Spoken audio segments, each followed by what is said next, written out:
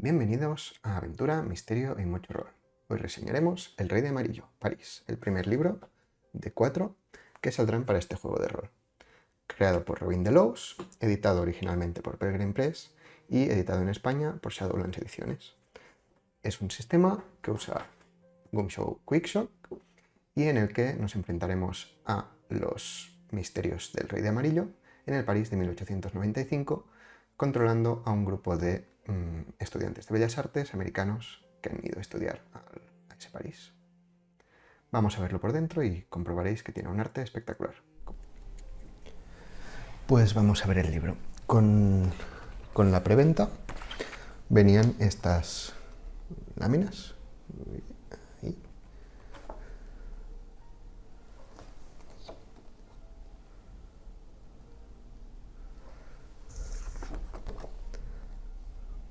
Del arte que encontraremos en el interior. Como veis, tiene en la portada una persona con el símbolo amarillo en la frente. En la contraportada vemos un resumen de qué va y vemos que es el libro 1 de los 4 que habrá. No sé si lo podéis apreciar. Y vamos a ver. Tapadura. Estamos en París. Tenemos una tabla de contenidos, un índice, y ahí los distintos apartados. Como podéis ver, empieza explicando un poco qué es el rol, en qué consiste este juego, un poco un resumen de la ambientación, las reglas básicas.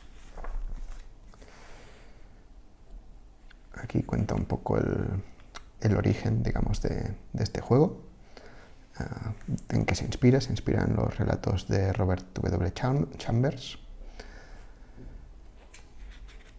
llamados también El Rey de Amarillo. Y aquí empezamos ya con la creación de personajes.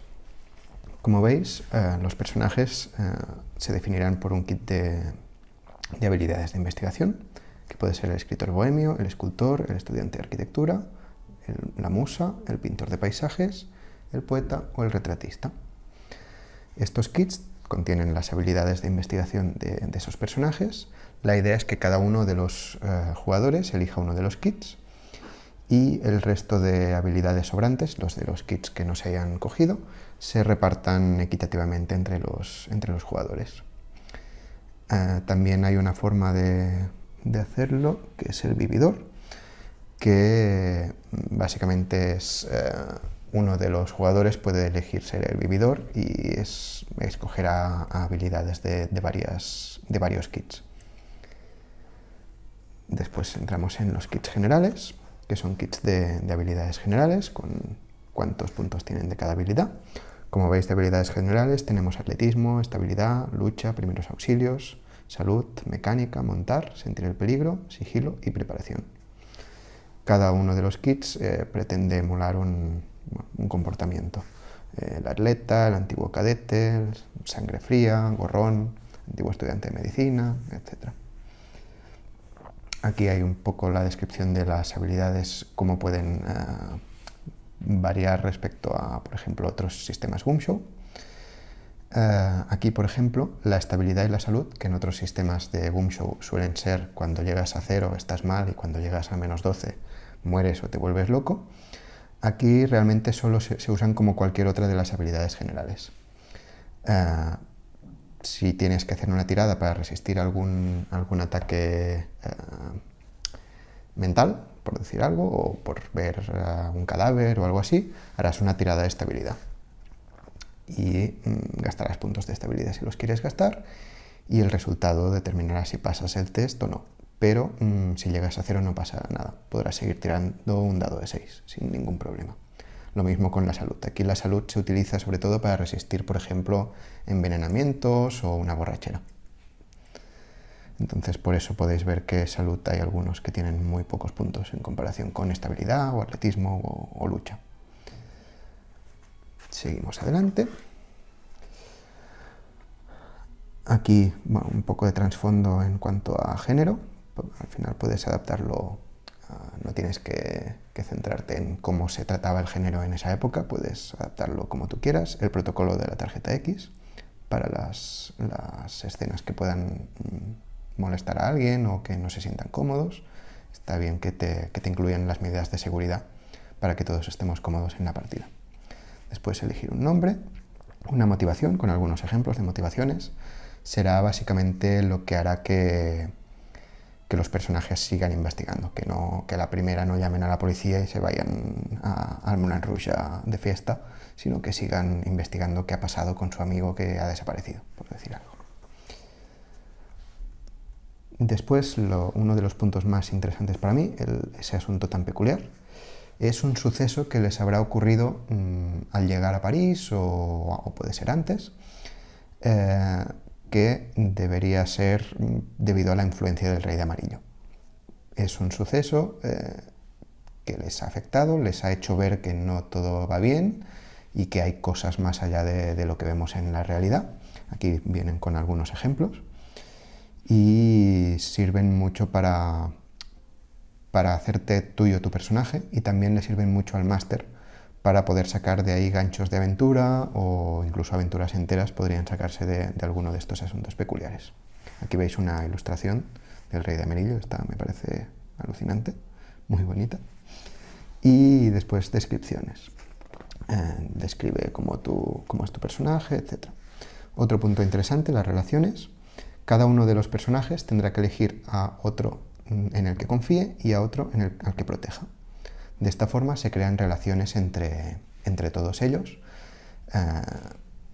para que narrativamente puedan interpretar más cómo se relacionan, porque se conocen, que no son gente que de repente se ha encontrado en un bar y ya está, sino que tienen relaciones. Y para la sesión 0, en la que se crean los personajes y se define todo esto, va muy bien para empezar incluso a rolear las interacciones entre los personajes. Al menos en las partidas que he dirigido ha servido mucho para eso, para ver, sí, yo confío en tal porque un día me emborraché demasiado y me llevó a casa y me acunó.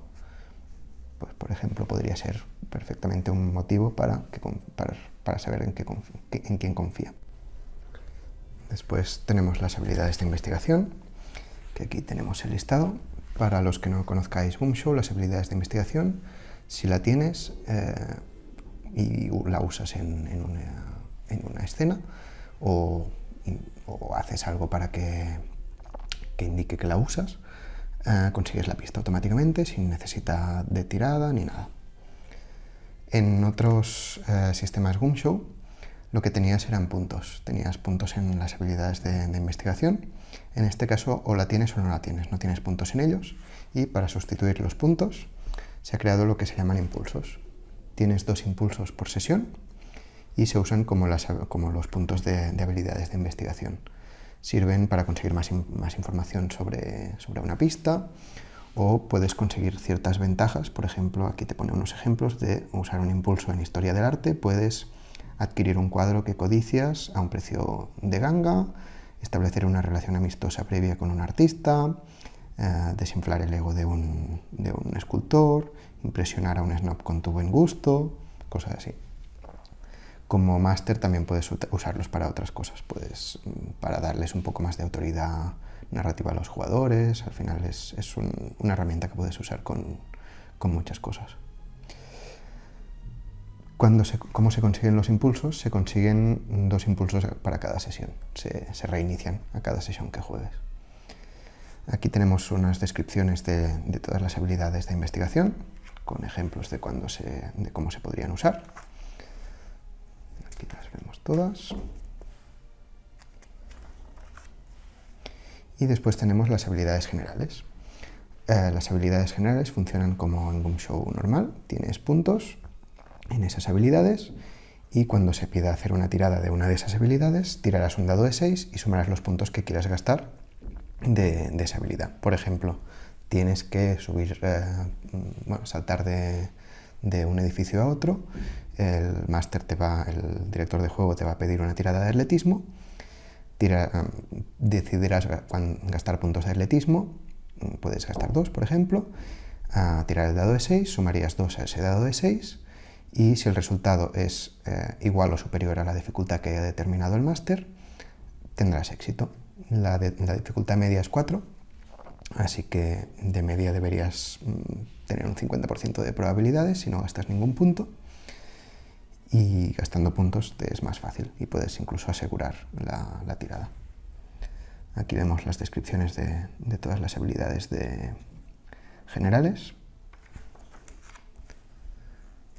Como he dicho antes, salud y estabilidad funcionan distinto al algún show normal, porque no pueden ser negativas, y cuando llegan a 0 no pasa nada, simplemente han llegado a 0 y no puedes gastar más puntos. Y aquí tenemos el listado de la tabla de las habilidades generales.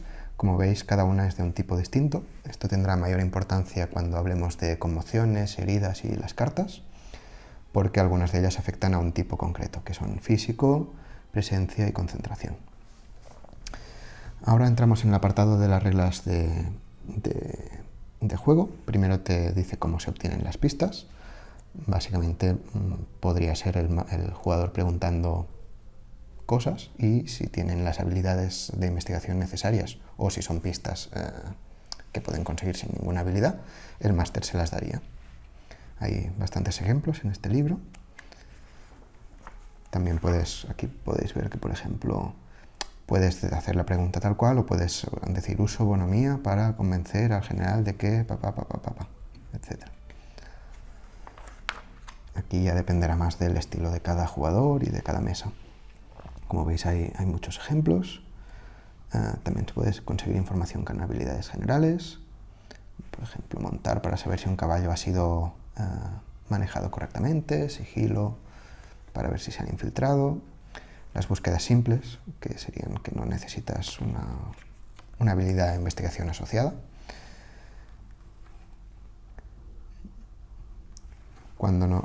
Mecánicas para cuando nadie tiene una habilidad necesaria, porque, por ejemplo, quizá el grupo se ha dividido y algunos han ido a investigar en un sitio y otros están en otro. Pues hay un árbol de decisiones aquí.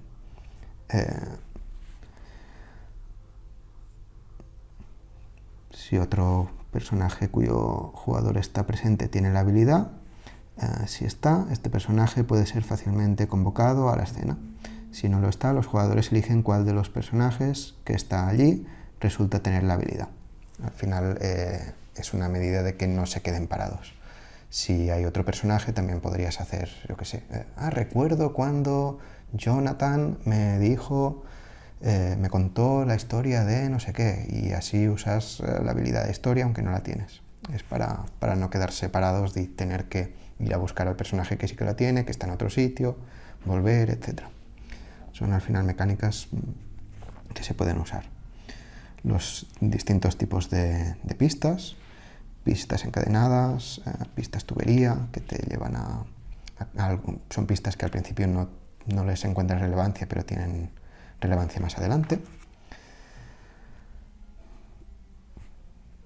etc. Después las tiradas, cómo se hacen las tiradas.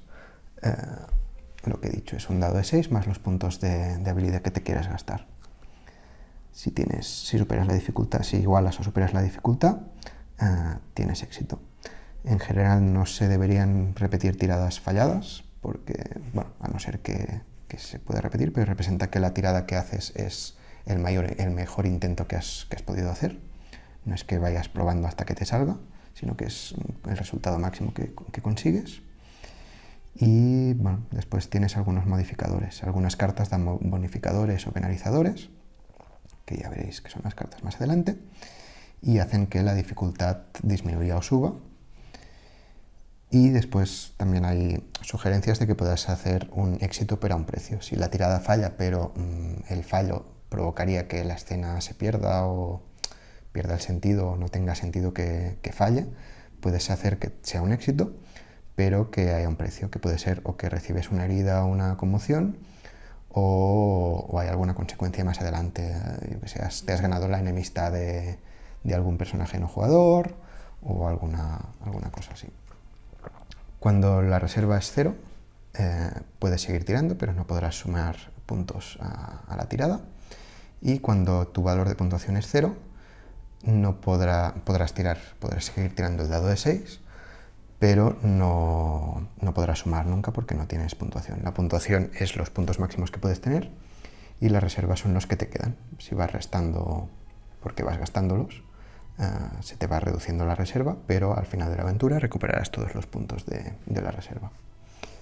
Los márgenes son importantes, es por cuánto has operado o por cuánto has fallado la tirada respecto a la dificultad. Este margen se utilizará sobre todo para cuando se hagan tiradas para evitar conmociones o para evitar heridas o para combates. Serán importantes para saber si recibes básicamente una herida o conmoción mayor o menor, o para ver si has ganado el combate por mucho margen o no. Después tenemos las mecánicas uno para todos y todos para uno, que son para cuando alguien quiere ayudar a otro jugador a hacer una tarea o cuando todos intentan hacer la misma tarea a la vez, por ejemplo, colarse sigilosamente. Aquí hay las mecánicas. Vale. ¿Qué más tenemos aquí? Gastos alternativos, enfrentamientos. Se pueden enfrentar tiradas entre los jugadores. Al final el que tenga más margen es el que gana. Tenemos los incrementos de tiempo, que también serán importantes para las cartas, que tenemos el intervalo, que un intervalo nuevo comienza cada vez que el grupo adquiera una nueva pista.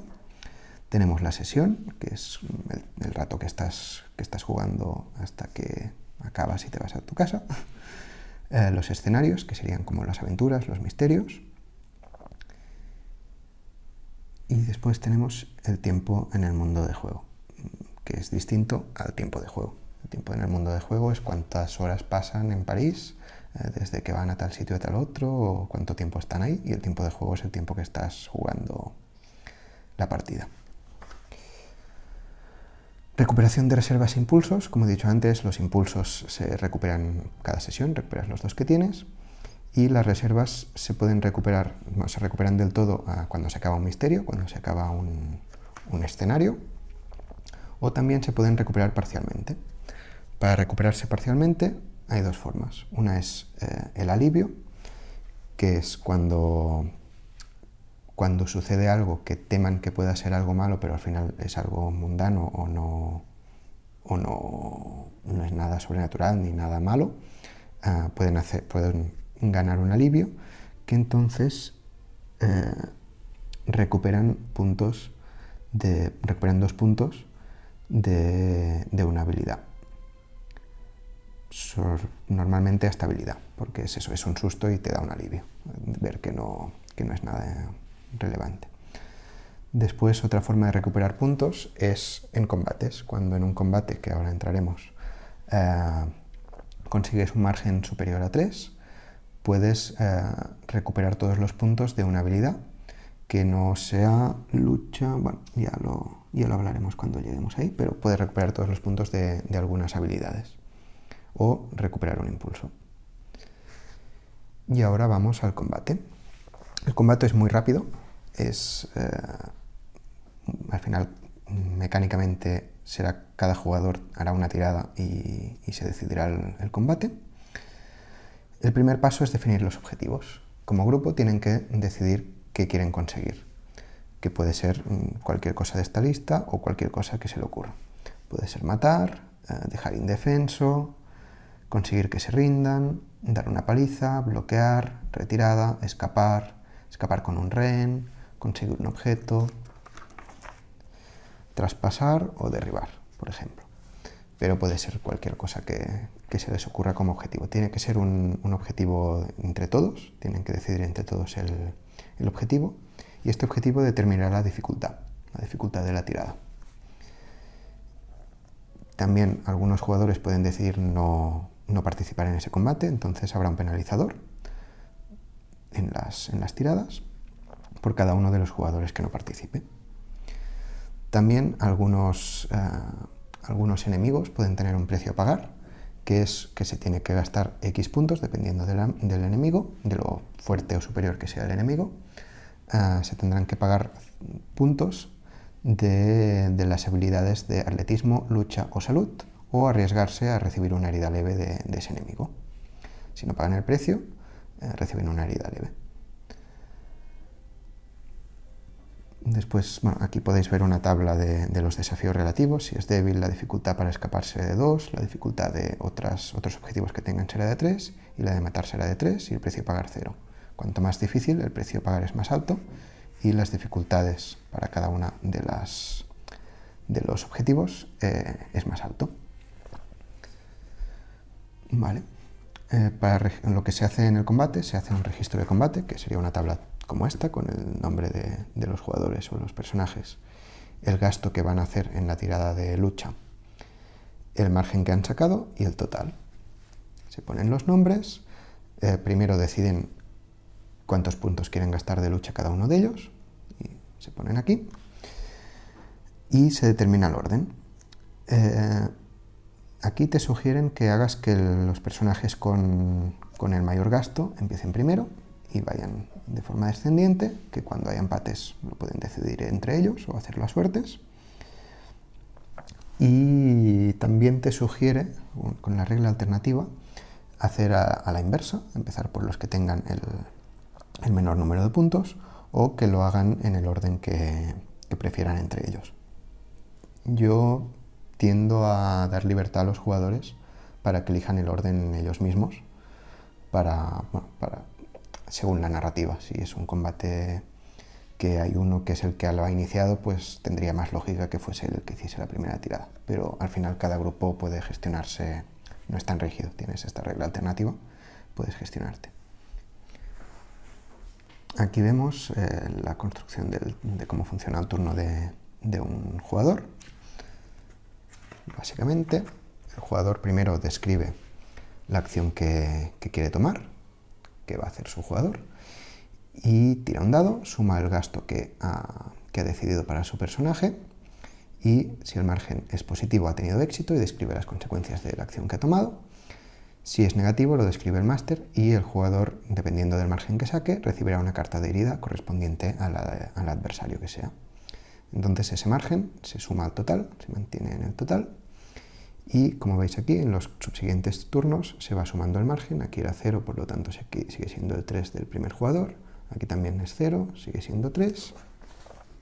Aquí el margen en este caso sería superior a 3, entonces se marca con una rayita y se pone 3, porque no puede ser margen superior a 3. El margen total sería 6, y se va sumando. Aquí es 9, y aquí el final es 8. Este jugador ha tenido un margen de -1, por lo tanto recibiría una herida leve, y se sumaría este margen, se restaría del 9 que teníamos en el turno anterior, y sería 8.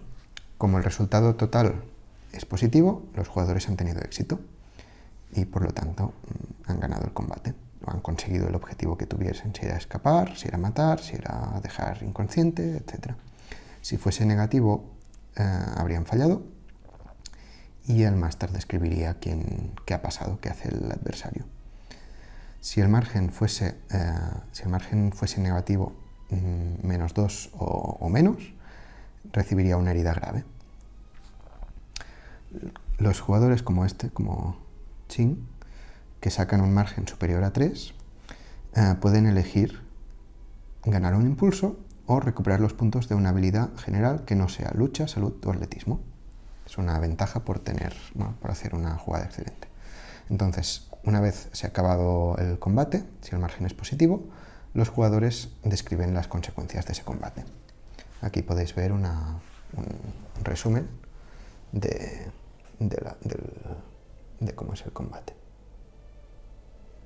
Es una tabla muy útil que también tendremos para imprimir, creo, en la web de Shadowlands. Vale, también te cuenta que puedes luchar como una tirada rápida. Por ejemplo, si coges por desprevenido a alguien y le quieres dar un golpe por detrás, no tendrías que hacer todo este proceso. Con una tirada simple de lucha contra una dificultad que determine el máster sería suficiente. Aquí hablamos de las conmociones y heridas. Son cartas o estados que recibirán los jugadores cuando estén en un combate y el margen sea inferior a 0.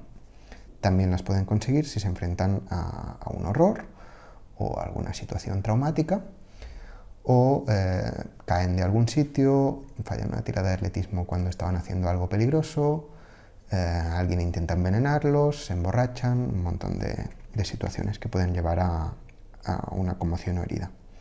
Y al igual que en el combate, si el margen de la tirada que hagas para evitarlo es de -1, ganas una herida leve; si es de -2 o menos, ganas una herida grave o una conmoción grave. Aquí hablan de la incapacitación y la muerte, porque cuando recibes 3 o 4 cartas de un mismo tipo, o sea, de conmoción o de herida, mueres o te vuelves loco. ¿Por qué digo 3 o 4? Porque hay 2 modos de juego. En el modo aventura serían 4, aventura oculta, y en el modo horror serían 3. O sea, es más fácil morir o volverse loco en el modo horror. Al final es la dificultad que decida el grupo tener. Normalmente la última carta que recibes, la cuarta o la tercera, es la que causa tu muerte, a no ser que tenga el estado de no letal. Entonces tienes que describir cómo fallece o cómo se vuelve loco tu personaje. Aquí te da algunas ideas de cómo interpretarlo,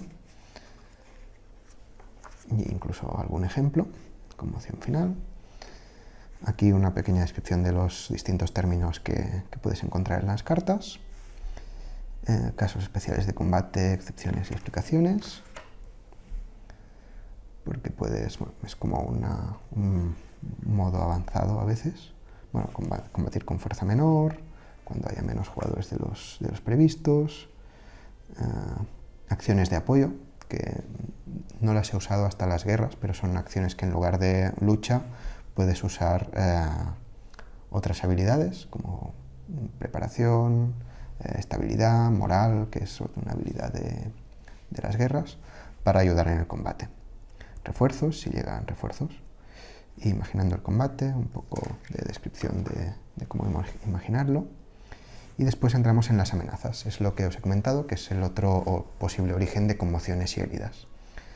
Pueden ser amenazas físicas o pueden ser amenazas, ¿cómo se llaman?, mentales. Aquí tenemos, por ejemplo, un ejemplo de las cartas. El tipo de carta y el texto descriptivo. El nombre de la herida leve, nombre de la herida grave, etc. Aquí vemos algunas situaciones, como por ejemplo ataque de una cobra, tendría una dificultad de 4, la habilidad que tendrías que hacer el test es de atletismo, y la herida leve sería picadura de serpiente, y la herida grave veneno mortal, que serían cartas de estas, con sus descripciones y sus efectos. Hay algunas que son genéricas, y algunas de ellas, las graves, se pueden convertir en las leves, dependiendo todas de su descripción. Aquí tenemos las amenazas mentales, por ejemplo, acosas a un testigo vulnerable. La dificultad para superarlo sería 3 y la habilidad siempre será estabilidad en este caso. La conmoción leve sería límites sobrepasados, y la conmoción grave, afligido por el remordimiento. Aquí tienes todo el listado. Las dificultades, como veis, van subiendo, y también hay algunas genéricas. Aquí, cómo se recuperan los impulsos y las reservas de puntos, como ya hemos hablado antes, y la mejora de habilidades. Cuando se acaba un misterio, un escenario, cada jugador recibe un punto de mejora. Puede invertir directamente este punto de mejora para conseguir un punto más en una habilidad, en su puntuación de una habilidad general, o puede, cuando tenga 2 puntos de mejora, puede gastarlos para conseguir una habilidad de investigación, pidiendo permiso, si otro jugador lo tiene, para coger esa habilidad.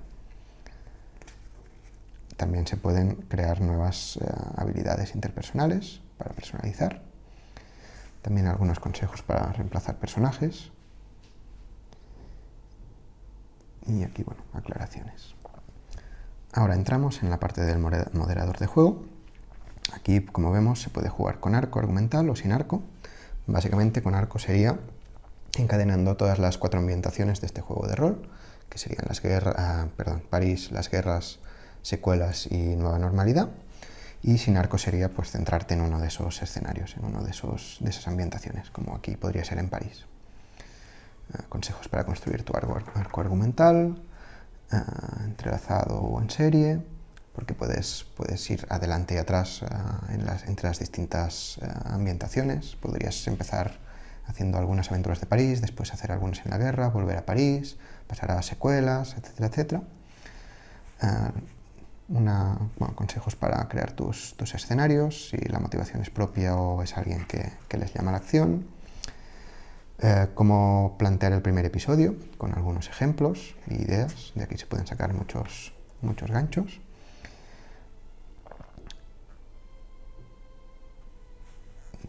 Misterios adicionales, muchos consejos para dirigir.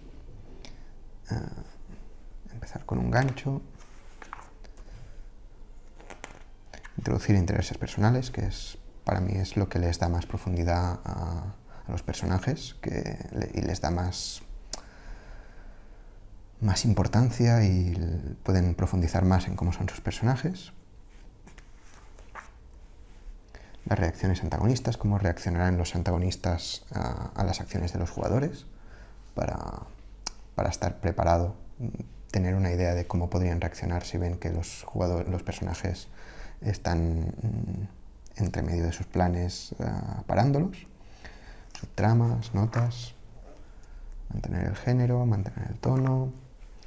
Vale, y ahora entramos ya en la parte más de ambientación. De París en la Belle Époque.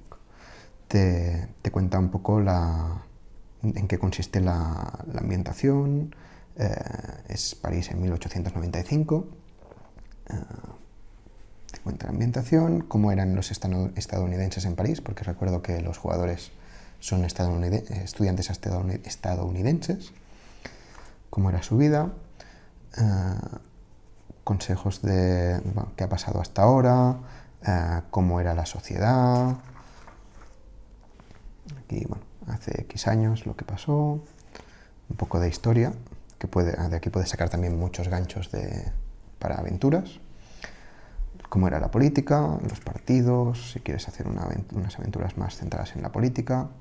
El asunto Dreyfus, un asunto bastante complicado que sucedió justo en esa época. Cómo funcionaba la prensa y algunos detalles evocadores de cómo era vivir en esa ciudad.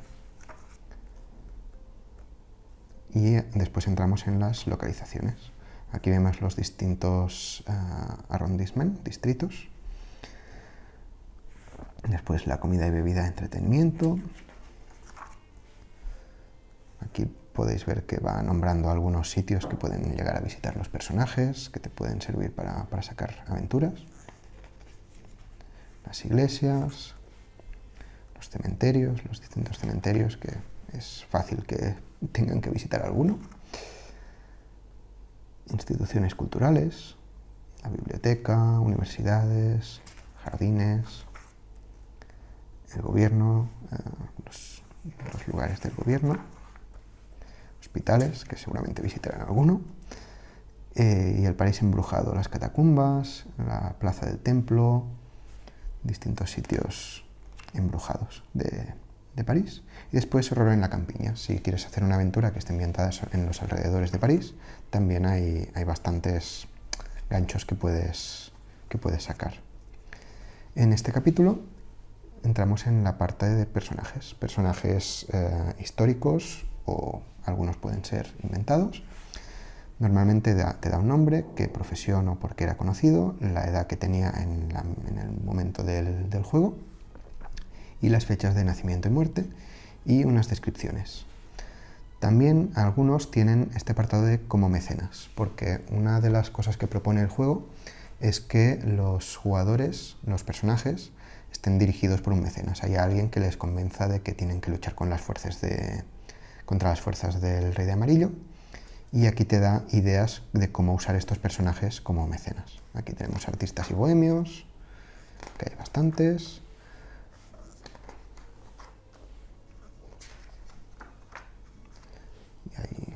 Como veis hay muchos. Científicos, inventores, ocultistas. Aquí puedes sacar muchísimos personajes no jugadores y muchos ganchos. Policías y ladrones. ahora entramos en un capítulo bastante importante, en el que te cuenta el trasfondo del Rey de Amarillo y de sus hijas, sus planes, sus secuaces.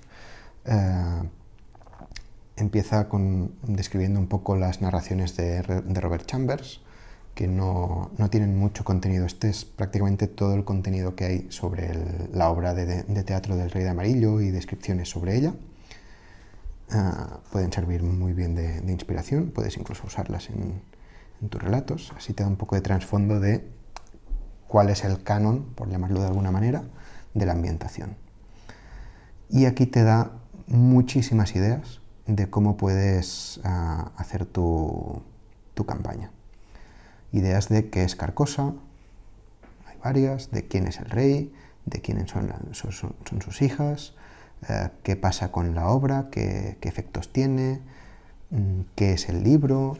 Te dan muchísimas ideas para que tú elijas la que más te guste o te inspires en ellas para tener tu propia idea. Es muy muy útil para el máster, para plantear no solo las aventuras, sino la campaña y el arco argumental. Te da muchísimas ideas muy buenas. Y entramos en el apartado de los enemigos. Aquí es donde están las estadísticas, es el bestiario, por llamarlo de algún modo, de este libro, donde encontraremos los enemigos con sus dificultades y las heridas correspondientes y sus descripciones. Como podéis ver, tienen algunas etiquetas para ver cómo son, si son animales, carcosanos, constructos, humanos, etc. Aquí tenemos esta tabla que es como resumen de los enemigos y sus heridas y sus dificultades para los distintos objetivos que tengan los personajes. Y aquí descripciones con las características más mecánicas del juego. Esta ilustración terrorífica. Y aquí pasaré rápido para no hacer spoiler a los posibles jugadores que estén viendo esto, porque cada uno de estos personajes, de estos enemigos, puede dar para una aventura y puede ser un gran gancho, solo la descripción. Y ahora entramos en la aventura que viene de ejemplo en este juego. Es el Fantasma del Garnier, también la pasaré rápido, pero me interesa sobre todo mostrar esto. Esto para cuando creas una aventura es muy útil tener un esquema similar a este, con una introducción donde se quiere llegar y las posibles escenas que vayan pasando, escenas alternativas, escenas clave, y para organizarte en tu cabeza por dónde pueden ir los personajes. Esta aventura, mejor no hago spoilers, no la he jugado, sí que la he leído, pero básicamente pasa en el Garnier, que es un teatro de ópera, y pasan cosas. Lo paso muy rápido para no hacer spoiler, pero está muy bien organizado y tiene referencias a ciertas obras. Aquí, como veis, también tiene reacciones de antagonistas, cómo reaccionan los antagonistas a los personajes entremetiéndose.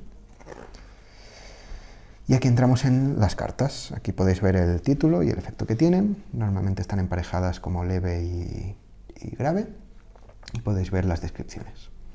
Esto, como aún no se han editado cartas como tal, en persona, una forma fácil de hacerlo sería tener quizá esta tabla impresa y que el jugador se apunte los efectos que tienen en su propia ficha de estas cartas, como si fuese un estado más.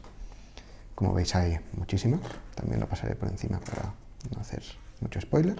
Estas serán las de heridas y estas son las de conmociones.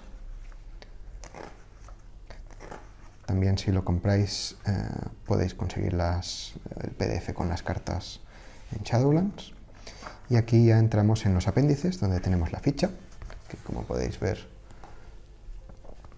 tienes el nombre, el jugador, el campo de estudio, la motivación, las habilidades de investigación, las generales, los impulsos, en quién confías y a quién proteges, y el asunto peculiar. También tenemos listados de nombres masculinos y femeninos neutros de americanos de la alta sociedad, y apellidos, lo mismo para nombres franceses, para cuando tengas, o para los personajes no jugadores o para los propios personajes si no saben qué nombre ponerle. Aquí tablas y referencias, tenemos la tabla de desafío relativo, la que os he enseñado antes, en el apartado de combate, donde las dificultades según lo débil o fuerte que sea el enemigo, el resumen del combate, las tablas de amenazas físicas y de amenazas mentales, y aquí la hoja de referencia de habilidades de investigación para que sepas, para que puedas ponerte qué jugadores y qué personajes tienen qué habilidades para cuando dirijas el misterio, tener claro quién puede encontrar qué. Registro de foco, esta no la he utilizado mucho, pero es para que puedas repartir el foco entre tus jugadores, para que no se centre solo en uno, para que se distribuya el foco. Tablas de relaciones para ver en quién confía y quién protege. La matriz del grupo, qué papel tiene, qué motivación, para tener una idea resumida de cómo es cada personaje, y registros para el combate. Tenemos un índice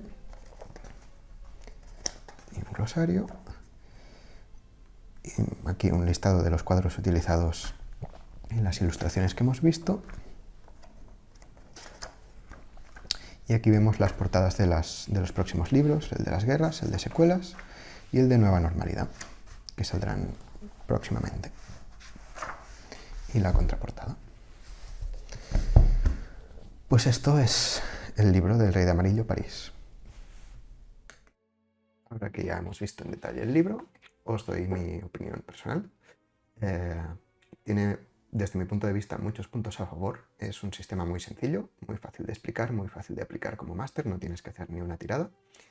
La ambientación para mí es de lo mejor, sobre todo cuando ya tienes los 4 libros y puedes hacer una campaña que ocupe todas las líneas, desde empezar a París hasta acabar en la nueva normalidad. Pueden hacer campañas fantásticas. Yo estoy ahora con una y voy por las guerras solo, y es de las mejores campañas que he podido dirigir, también gracias a sus jugadores que se han involucrado mucho. Y entrando más en detalle en París, la ambientación del París de 1895 es muy buena, me parece muy buena, tiene un montón de puntos donde coger cosas que sacar para sacar aventuras, personajes, lugares, monstruos, la mayoría basados en la mitología o en el folclore de la zona de Francia, y adaptados para que tengan ese giro al Rey de Amarillo. También me gusta mucho la libertad que te da, no te constriñe a seguir su campaña, sino que te da ideas de cómo puedes usar al Rey de Amarillo, qué puede ser el Rey de Amarillo, cuáles pueden ser sus objetivos. Te da 4 puntos, 4 ideas, para que tú te montes tu propia campaña con tus propios argumentos. Camila y Casilda, las hermanas, o sea, las hijas del rey, pueden ser aliadas, pueden ser contrincantes del rey, pueden, si quieres, pueden ni siquiera existir. Te da mucha libertad en ese sentido, no te constriñe a el rey es esto, quiere esto y va a usar esto para hacerlo. Tienes mucha libertad, y en cierto modo se puede considerar un poco sandbox, porque te da muchas herramientas que tú puedes utilizar como quieras para crear tu propia historia. También otro punto que me parece muy bueno es en la creación de personaje, los sucesos peculiares de los personajes.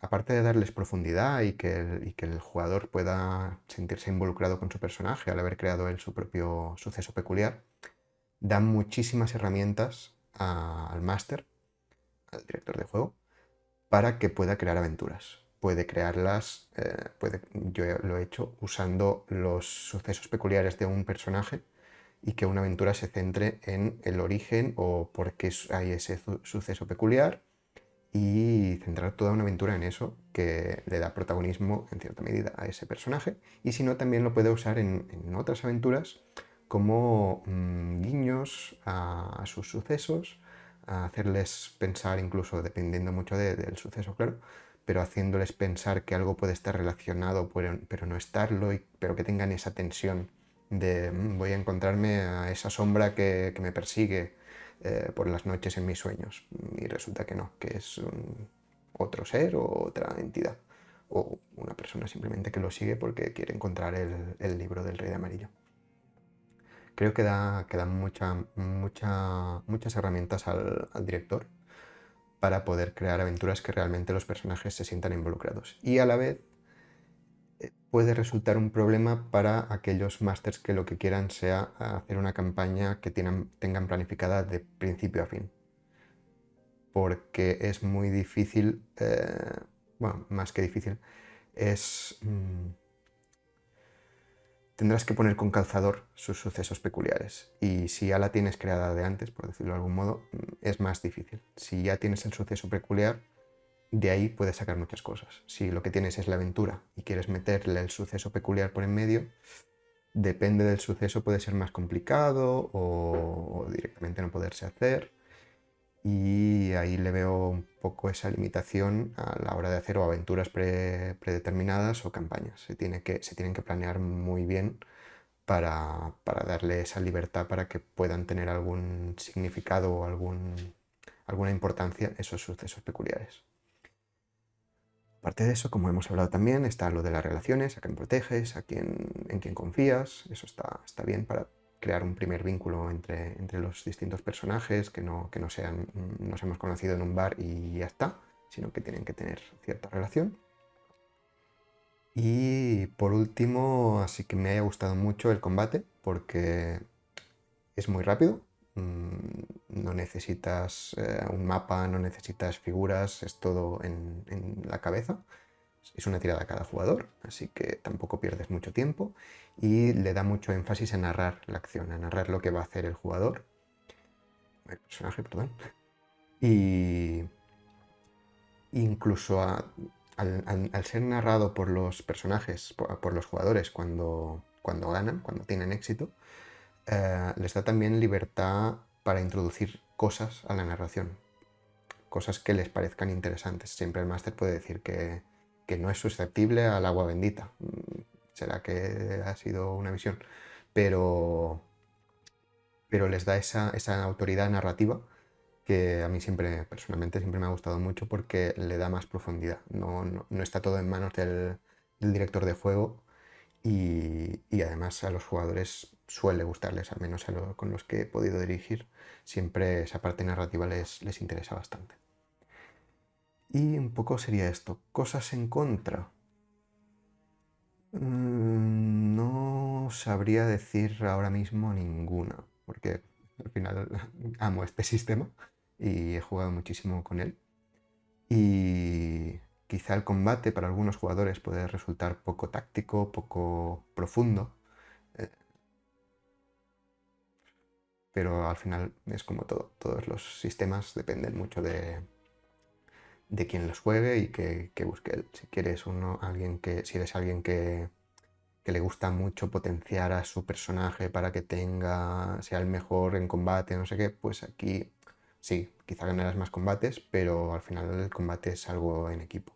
Y no no es Dungeons and Dragons donde puedes ir cogiendo habilidades y habilidades especiales que te van a hacer... aquí eres un simple estudiante de Bellas Artes sin prácticamente ningún tipo de entrenamiento y que te encuentras con cosas raras que pasan a tu alrededor y tienes que enfrentarte a ello con las herramientas que tengas. Como resumen y opinión general, para mí es un sistema y un juego muy bueno. La ambientación de París le sienta fenomenal a este sistema y como veremos cuando se editen el resto de ambientaciones también están muy bien adaptadas, cada una con sus pequeños giros. Para mí es un 10 de 10 de juego, en ambientación, en arte. El arte, como habéis visto, es alucinante, una mejora bastante significativa respecto al de Pelgrim Press, que también tenía su encanto, pero aquí Shadowlands se ha lucido.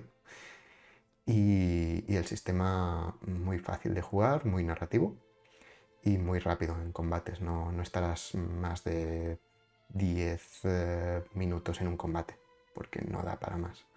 Y da mucha autoridad narrativa a todo el mundo.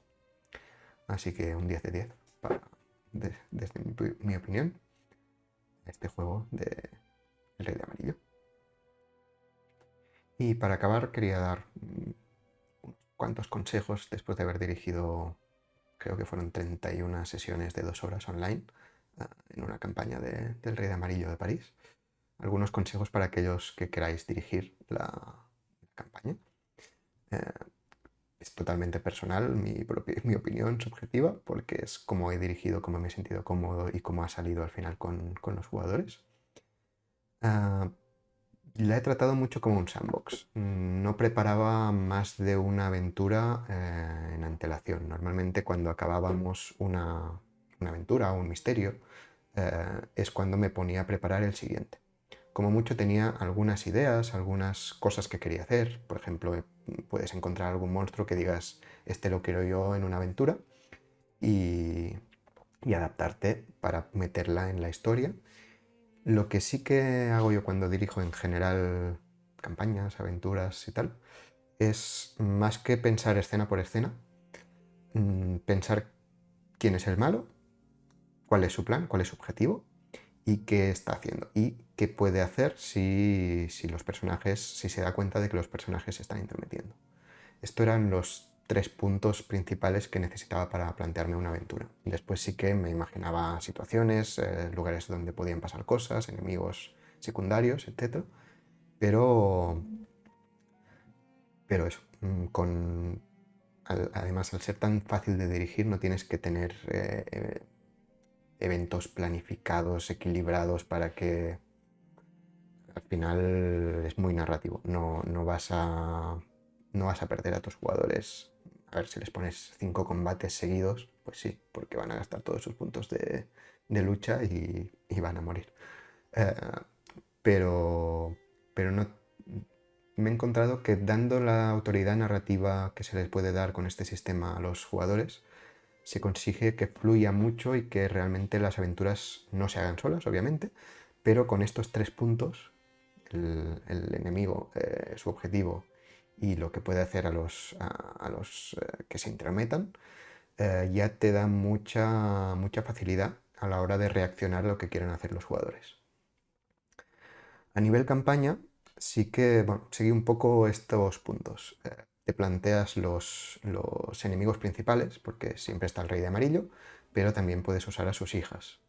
En la campaña que dirigí yo, principalmente el antagonista principal era el rey, y Camila y Casilda, cada una de ellas,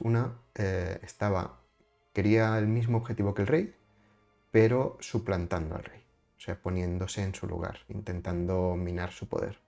Y la otra era más empática con los seres humanos e intentaba ayudar a los jugadores, a los personajes. Con este triángulo después fui desarrollando un poco los secuaces de cada uno de ellos, pero muy un nombre y una mini descripción. En plan, por ejemplo, del rey de amarillo estaba el que llamé el señor de las bestias, que era como el que cuidaba de las criaturas y los animales que tenían en el zoo de Carcosa o en el equivalente de Carcosa, para que nos entendamos. Eh, con estos árboles como de personas, después también puse un poco las ideas de cuáles eran sus objetivos particulares, cómo podían conectar entre ellos, cómo podían interferirse.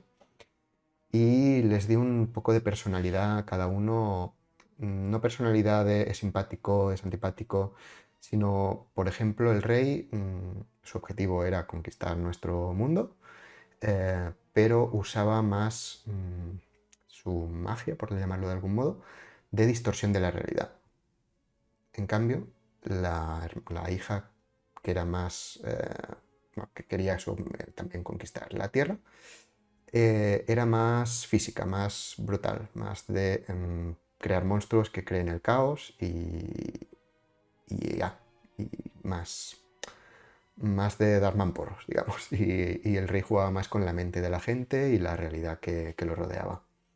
Así les di un poco esas personalidades. También, como en la primera aventura que les dirigí, la música tenía cierta importancia.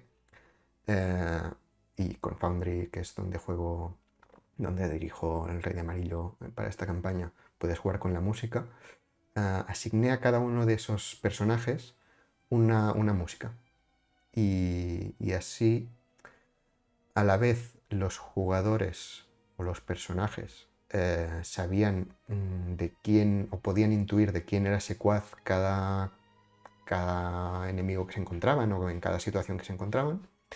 y a la vez les metía miedo, todo el miedo que puedas sentir en una partida online, pero les metía esa tensión de, ostras, nos estamos enfrentando a un plan del Rey de Amarillo. Vayamos con cuidado. O, ostras, esta es Camila.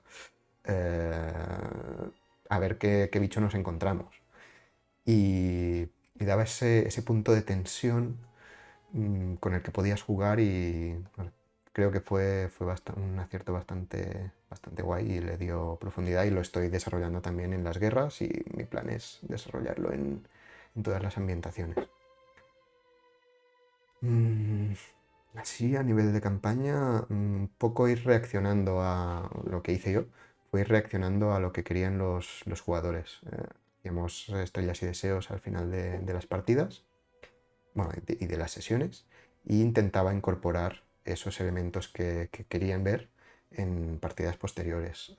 En algunas, sobre todo ahora en las guerras, introduje dentro de una misma aventura, me dijeron algo que les molaba mucho de un detallito que conté de más de ambientación que otra cosa, les llamó mucho la atención y al final, como era un deseo de que eso tuviese alguna relación, conseguí introducirlo en la siguiente sesión, de hecho y estuvo muy bien. Fue además era un elemento era un laberinto dibujado en una iglesia, pero al final salió una escena muy emotiva donde había una conexión con los personajes de París.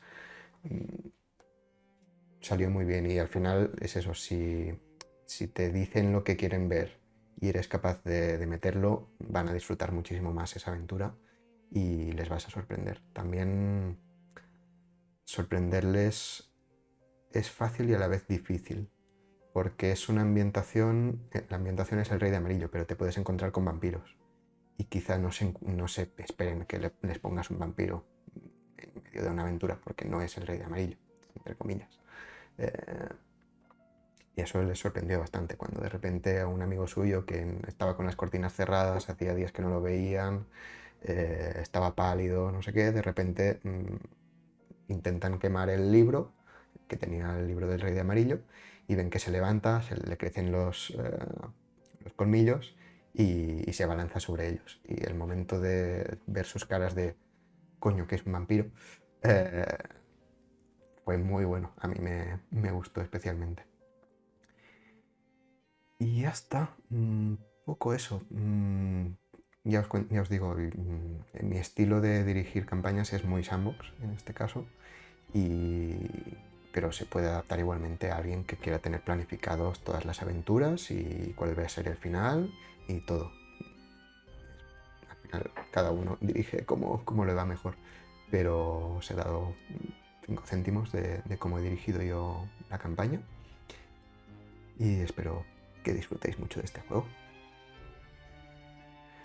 Pues eso es todo, espero que os haya gustado esta reseña y mis consejos y mis opiniones. Y comprad el libro porque no os lo podéis perder. El arte es alucinante, el juego es alucinante, el sistema es alucinante y la campaña cuando estén los 4 libros será alucinante. Así que lanzaos a comprarlo y pasadlo bien. Hasta luego.